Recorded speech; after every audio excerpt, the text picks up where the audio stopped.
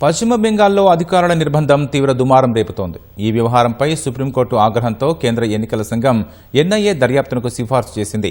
మరోవైపు ఎస్ఐఆర్ కోసం వెళ్లిన జ్యుడిషియల్ అధికారుల నిర్బంధంపై అధికార టీఎంసీ, ప్రతిపక్ష బీజేపీలో పరస్పరం తీవ్ర విమర్శలు గుప్పించుకుంటున్నాయి. పశ్చిమ బెంగాల్లోని మాల్దా జిల్లాలో ఓటర్ల జాబితా సవరణ విధుల్లో ఉన్న 7 జ్యుడిషియల్ అధికారుల నిర్బంధం ఘటన రాష్ట్రాన్ని కుదిపేస్తోంది. ఓటర్ల జాబితా నుంచి అసలైన పేర్లను తొలగిస్తున్నారనే ఆగ్రహంతో 3 మహిళా అధికారులతో సహా 7 9 గంటల పాటు నిరసనకారులు బందీలుగా ఉంచారు. జాతీయ రహదారిని దిగ్బంధించడమే కాకుండా అధికారులను విడిపించడానికి వచ్చిన పోలీసులపై రాళ్లు రువ్వి వాహనాలను ధ్వంసం చేసేందుకు యత్నించారు.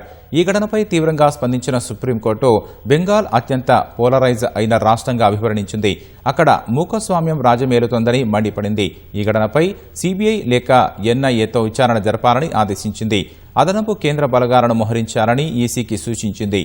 సుప్రీం ఆదేశాల మేరకు కేసును ఎన్నికల సంఘం ఎన్ఐఏకు అప్పగించింది. ఈ పరిణామం తృణమూల్ కాంగ్రెస్, బీజేపీ మధ్య రాజకీయ యుద్ధానికి దారితీసింది. అధికారుల నిర్బంధం ఘటనను ఖండించిన ముఖ్యమంత్రి మమతా బెనర్జీ దీని వెనుక కేంద్ర హోంమంత్రి అమిత్ షా, ఎన్నికల సంఘం కుట్ర ఉందని ఆరోపించారు. రాష్ట్రంలో రాష్ట్రపతి పాలన విధించడానికి కేంద్రం పన్నుతున్న వ్యూహంలో భాగంగానే ఈ అలజడిని సృష్టిస్తున్నారని పేర్కొన్నారు.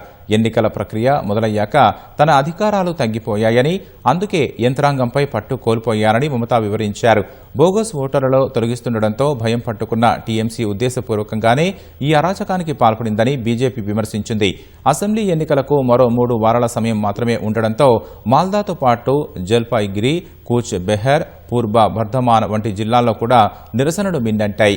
ఈ నేపథ్యంలో శాంతి భద్రతలను కాపాడేందుకు ఓటర్ల సవరణ కేంద్రాల వద్ద భారీగా కేంద్ర బలగాలను మోహరించాలని ఎన్నికల సంఘం నిర్ణయించింది.